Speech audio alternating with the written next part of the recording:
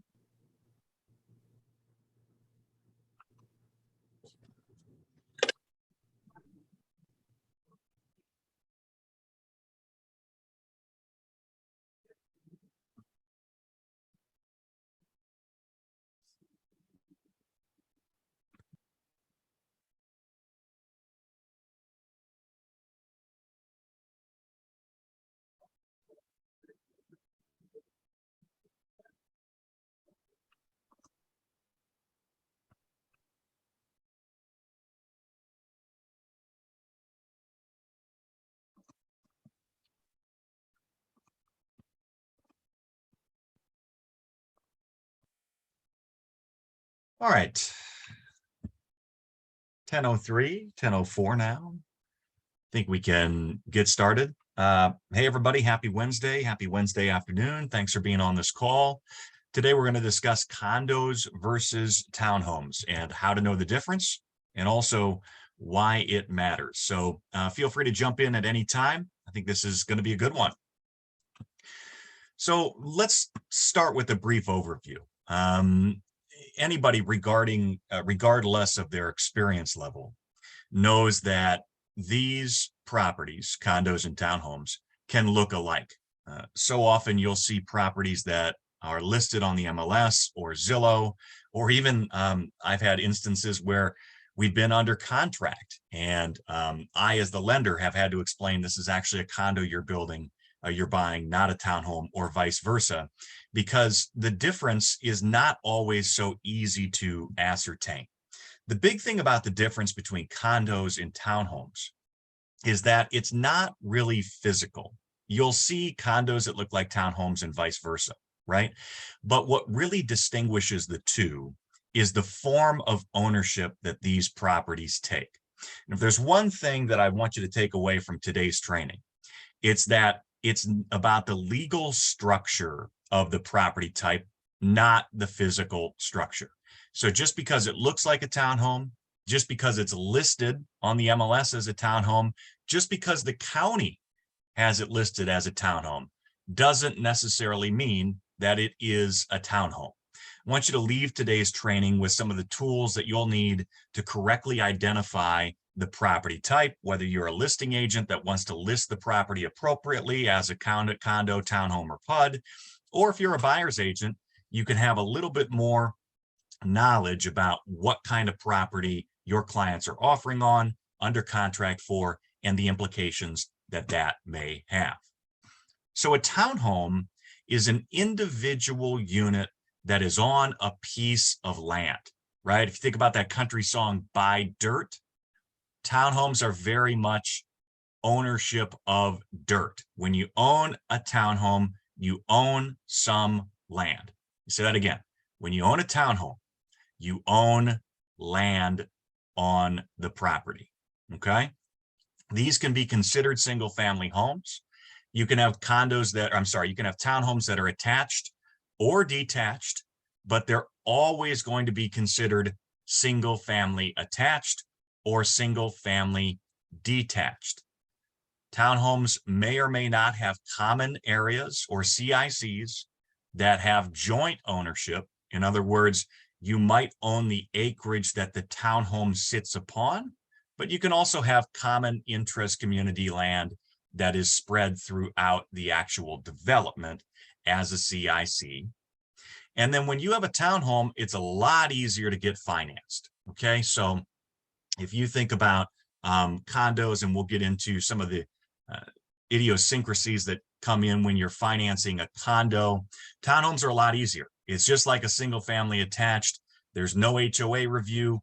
There's very little that goes on in terms of the review of the association. So townhomes, easy. Townhomes, land ownership, okay?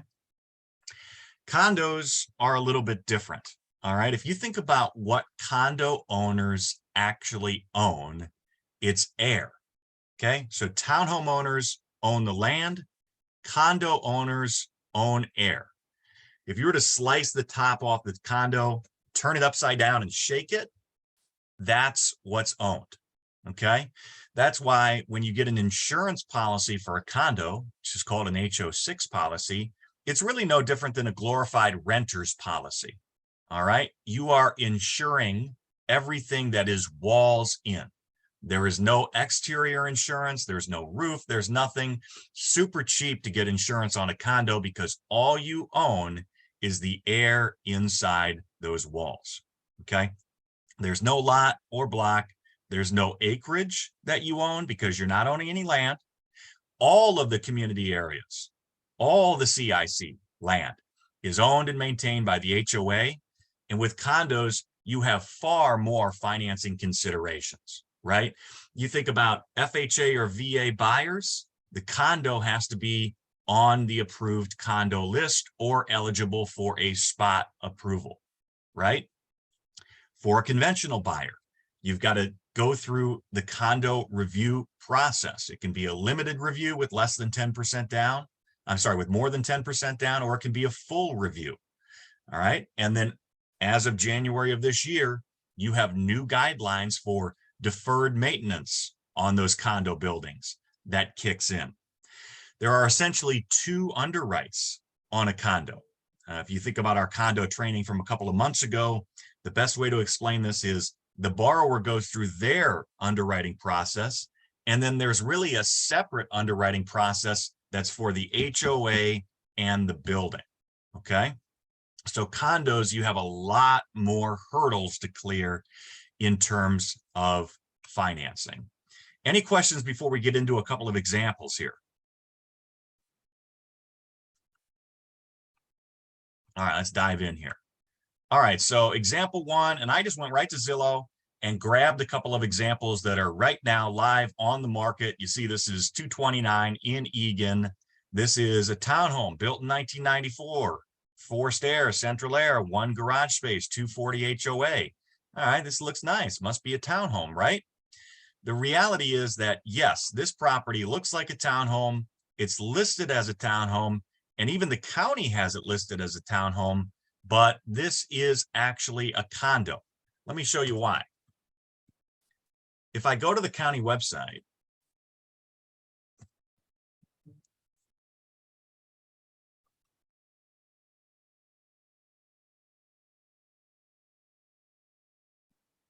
and I plug in the information here,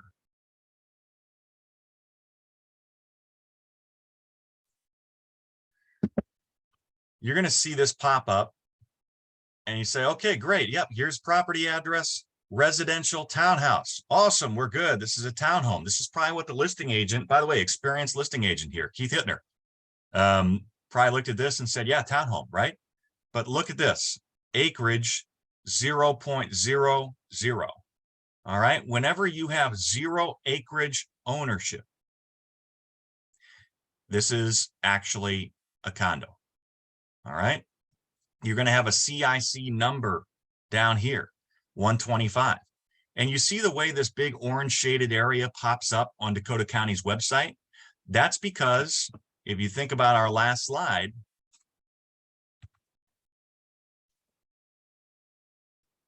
all communal areas are owned and maintained by the HOA, right? So good example to look at the county website and make sure that you are identifying the acreage on the property.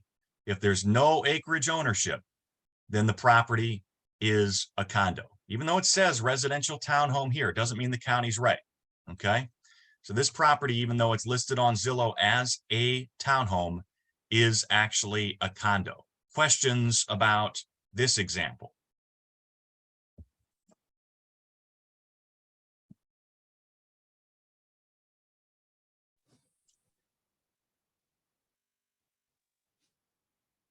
Okay.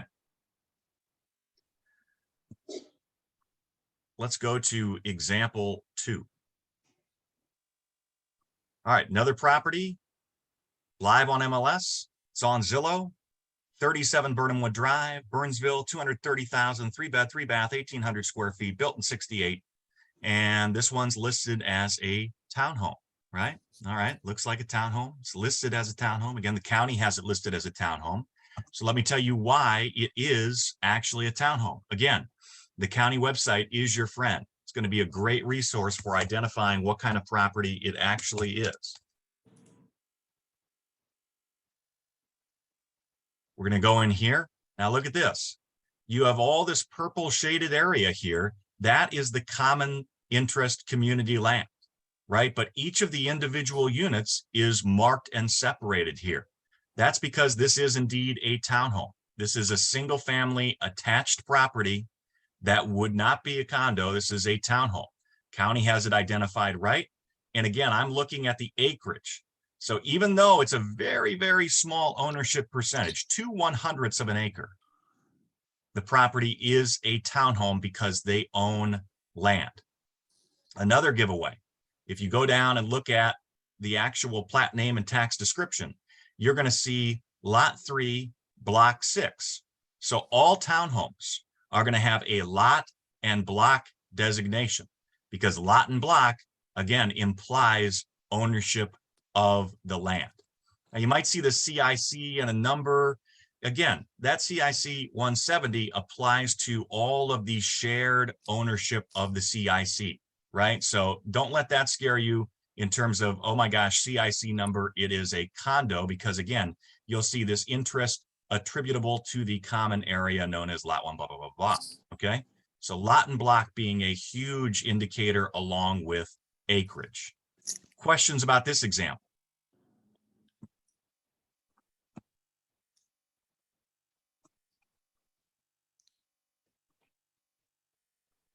Cool. All right. And again, guys, just some resources. You know, if you've got a property that you're looking at listing, or you're making an offer on a particular property and you're not sure, maybe the county's not as helpful, we're here as a resource. Experienced agents on the team are here as a resource. Hey, I've got this property. I'm not sure it's a condo or a townhome. I want to make sure it's listed correctly on MLS, right? We're here on the mortgage side to help you. Myself, Matt, John.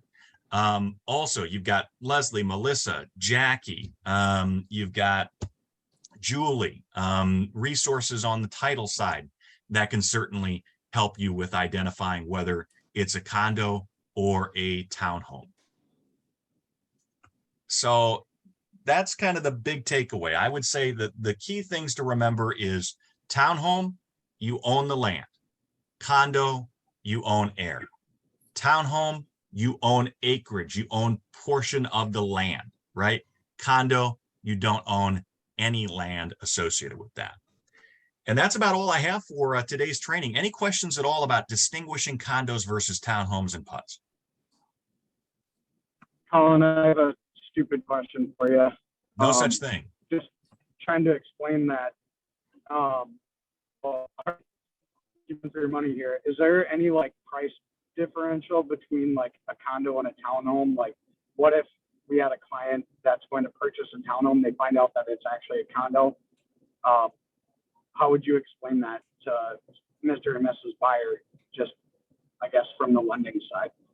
Yeah, I think number one, you want to make sure that you involve a trusted lender that can actually explain the difference. Because again, you go back to this, I mean, there are a lot of things that don't necessarily make a whole lot of sense to the client, right? And I actually had this situation with a PHT agent that thought they were buying a townhome. They're under contract, and I say, by the way, this is a condo, okay? And explaining the difference in all of that.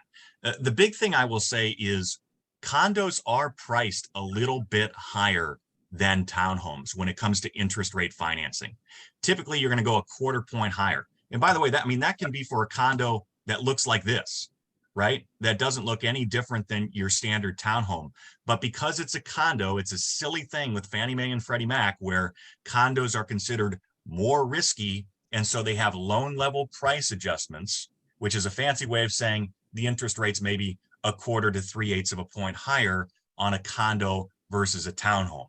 You can trace that all the way back to 2008 because Okay. a lot of the properties that defaulted first were condos, right? Condos that were investment properties or whatever it may be. That has bled over 13 years later, where we are still seeing those loan level price adjustments on condos.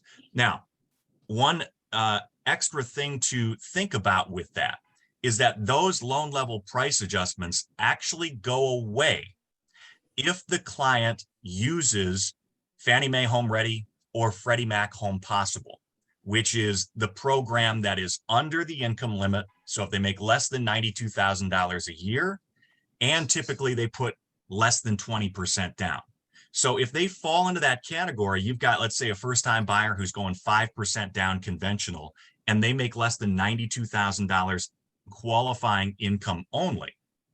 If you put them in Home Ready or Home Possible, then it will price exactly the same as a single family. All right. Sometimes you will have instances where the pricing is so different at 20% down that you will have buyers that will use this strategy. They'll put 19.5% down, make a one-time single premium PMI payment just to get under that threshold. So it's conventional insured in that Home Ready or Home Possible program under that income limit, and it will get them a better rate and cost for the entire mortgage. So long answer to your question, Nate. The reality is, in the grand scheme of things, you're going to see interest rates that are about a quarter point higher on a condo, but there are programs that some buyers can fit into that will eliminate that delta in interest rate. Okay, that makes sense. Thank you, sir. Yeah, really good question. Yep, absolutely. Anybody else questions Colin. on this? It's Dustin. I'm hanging out with Matt. What's up, D-Dub? What's more risky about a condo? Nothing. I mean, the reality is that it's sort of a chicken and egg situation where, because there are all of these guidelines that are involved on condos, where you might have a condo where the HOA is in litigation. You know, if you've been around long enough, you've seen that a time or two as a listing or a selling agent, right? You've got Fannie Mae, Freddie Mac that determines how much investor ownership concentration can be in the HOA, right? So if you've got an investor that owns more than a certain percentage of all the units in the building, then the condo is not warrantable, which means that the loans on that condo can't be sold to Fannie Mae and Freddie Mac. So I find it hilarious that Fannie Mae and Freddie Mac have put forth all of these stringent guidelines for condo HOA underwrites, and then yet they're also deeming the condos being more risky, right? It's sort of a self-inflicted wound.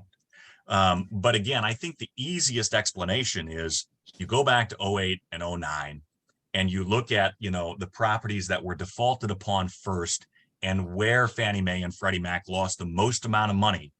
It was on condos. And we've never really gotten over that in the lending industry.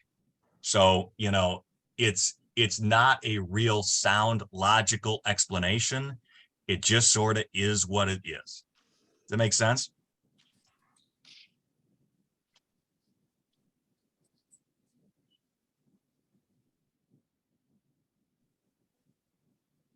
Can I ask a quick question?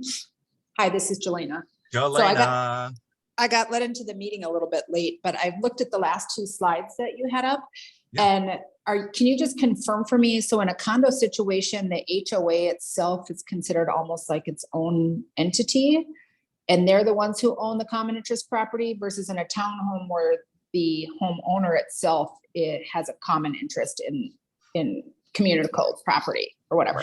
Yeah. So if you look at, did you jump on this at all? Did you see this one, Jelena? I did not, no. Okay. All right. So just using Dakota County as an example, what you will see is that when you have condos, there is no parsing out of, and hopefully you can still see my screen.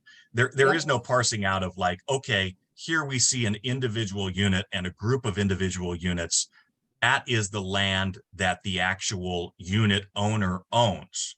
Got it. Right. Yep. And all of this purple is the common interest community land, right? Versus the first example that we had, where you will see just a giant shade because there's no ownership at all of the land by any of the unit owners, which means that this is all owned by the HOA.